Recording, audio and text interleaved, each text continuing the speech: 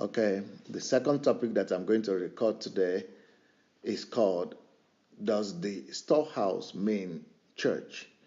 A lot of preachings are going on in our churches today in Africa and in Nigeria in particular, and it's all, about the storehouse.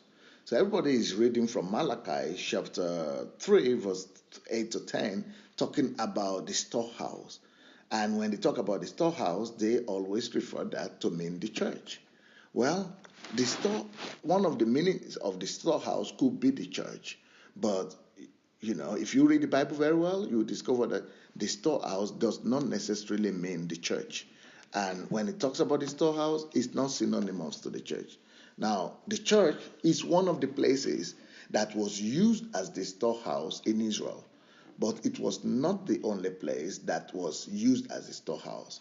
God started the idea of the storehouse so as to meet the economic needs of the nation, and so that the most vulnerable people in the society will not lack, and that the poor will be taken care of, and also so that at the time of need, at the time of famine, and at the time of economic devastation, so that there will be reserves to take care of people. Now, they needed trustworthy places where those those offerings and the produce that were gathered, they needed a place where, they needed places where they would be strategically stored.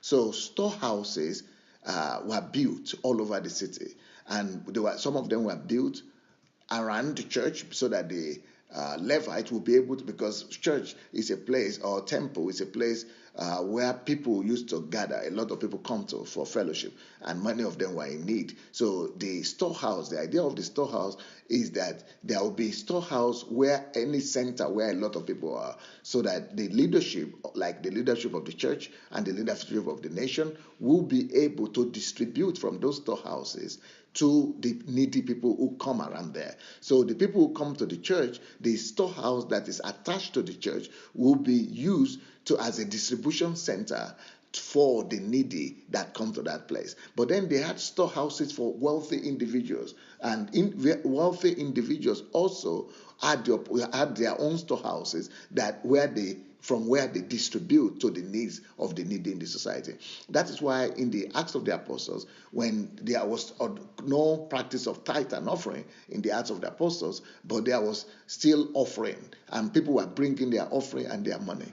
And when they brought them to the church, they knew exactly what to do with it. So in Acts chapter 4, all those money and all the tithe or the property they brought, they were sold and distributed, and the money, the proceeds, were used to meet the needs of all the members of the church. So much that there was no one that lacked. Nobody was lacking, because the money that was coming to the church was not taken by the pastor. The pastor didn't, take the money for himself, and the money was not used just for building, or for building structures, or building houses of God or churches. The money was used to build people's destinies, to build people's lives, and to help people, so much that there was nobody who was desperate.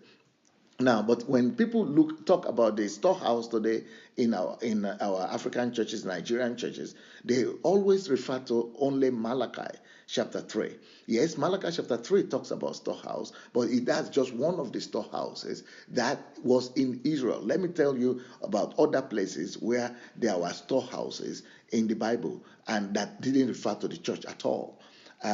If you look into the book of 2 Chronicles chapter 32, 2 Chronicles chapter 32, verses 27 to 28, it says, "And Hezekiah had exceeding much riches and honor." So this is a wealthy individual, and he made himself, treasuries for silver and for gold and for precious stones and for spices and for shields and for all manner of pleasant jewels.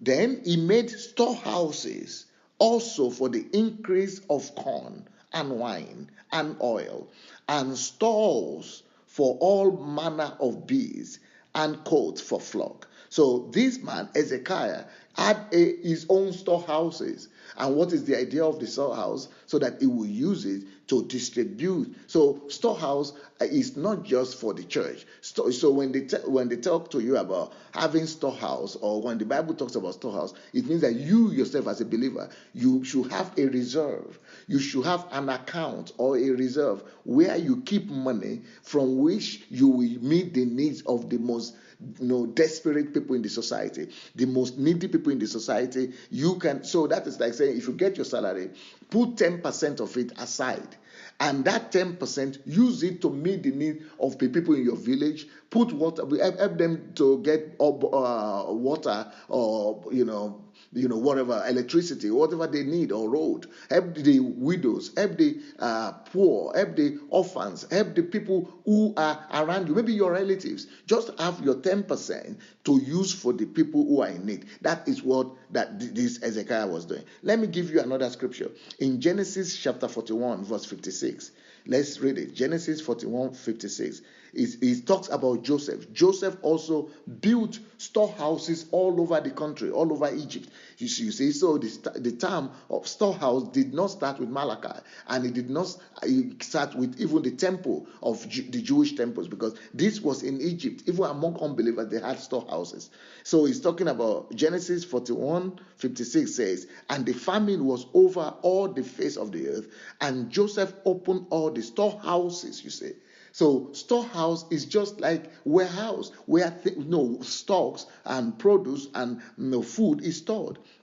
So he opened storehouses all over Egypt and sold unto Egyptians, and the famine waxed sore in the land of Egypt. So he was talking about storehouses that Joseph built all over Egypt. So when we talk about storehouses, don't just talk about the church. Yes, the church could also be one of the places where storehouses were built, but it was not limited to the churches. Now, let me prove to you that these things that were, collected, for the storehouses, they were collected for the poor and for the destitute. Let's go back to that same Malachi that everybody talks about, Malachi chapter 3, but they only read in our churches from verses 8 to 10. They don't normally read verse 5, but if you begin to read from verse 5, you will discover that the people that God was actually caring for and worried about, he was worried about the poor and the destitute. You will see it in Malachi 3:5. It says, let them, he said, and I will come near to you to judgment. So God is saying he will come and judge, not the people. And the way it is preached today in our churches, I will talk about that later, as if we are the ones who are going to be cursed, as if people are going to be cursed for not bringing tithe to the church. But God is actually saying it is the leadership of the church, the leadership of the country, who are under a curse. They are the ones who are cursed, because the tithes are being brought to the storehouse, but they are not being distributed to the needy. So he says, I will come and judge you.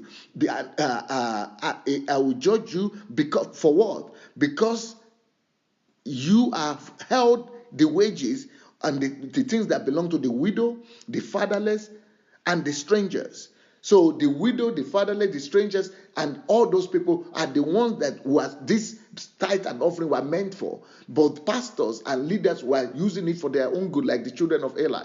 And then the leaders of the country also, they were not caring for the poor. They were not using tithe and offering for the people they were meant for. That is what Malachi chapter 3 is talking about. And that's why I say you are cursed, the whole country, you are cursed, because you are not doing what I said you should do. I told you to bring all the tithe to the storehouse so that it will be distributed, not for the Levite alone. Yes, Levite is one of the people that are supposed to be receiving from the tithe, but the Levite are supposed to receive only 10% of the tithe. Only 10% of the tithe, but the 90% of the tithe is supposed to be used to take care of the needy. I will talk more about this a bit later. But remember this, when we talk about the storehouse, we are talking about the storehouse or the account or the savings that every individual should have to take care of the needy. Every individual should have that. The country itself should have storehouses. The churches should have storehouses. Both churches, the government, and every individual Christian should have reserves that they use to take care of the needy and desperate in the society. Blessings.